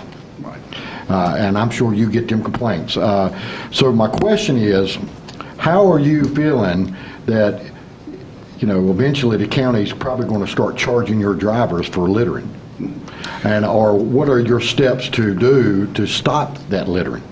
We have a very diligent, avid campaign about littering and training for our drivers from the minute they come in the door to the veterans that's been there 20 years. Right. And if they're issued tickets for littering and it's things they can control, so be it. But things they cannot control, like the thunderstorms that we've had come up recently to where it just whiffs the stuff around from different places as we're dumping the cans, there's only so much of that we can control with the weather. But for the not tarping loads, such as in the commercial roll-off system, absolutely, we're accountable for that. Well, the reason I bring it up is I think the other commissioners probably get the same amount of calls I do about the litter, and I guess Lance will tell you, I usually call Lance or the county and say, hey, I just got a call that Waste Management down this road, just trash flew out. Can you call Waste Management? And a lot of times, I don't know, maybe we can't get in touch with you, or nobody ever comes back out to go out there and pick up what they flew out of their truck. Are we going to try to do a better job at that, or?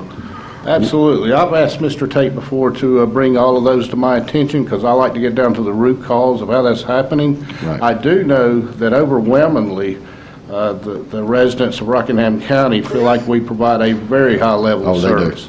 And if it doesn't look in the newspaper, some of the other counties and some of the issues they're having, we have our moments, but we don't live with those moments. It's how we react to them and how we try to respond and better ourselves. And we'll keep doing that.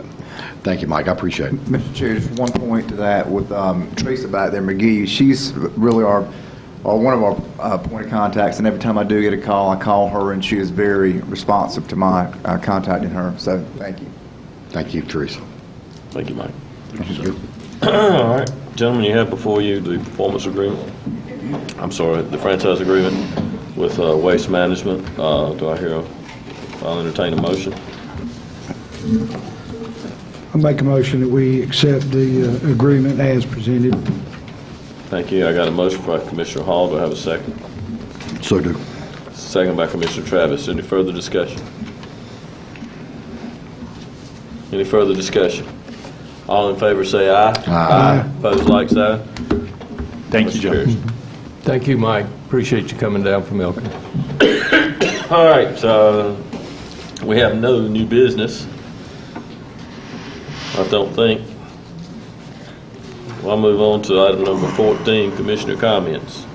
I'm going to start with Commissioner Hall tonight. Thank you, Mr. Chairman. I'd like to thank everyone who came out tonight to participate in your government.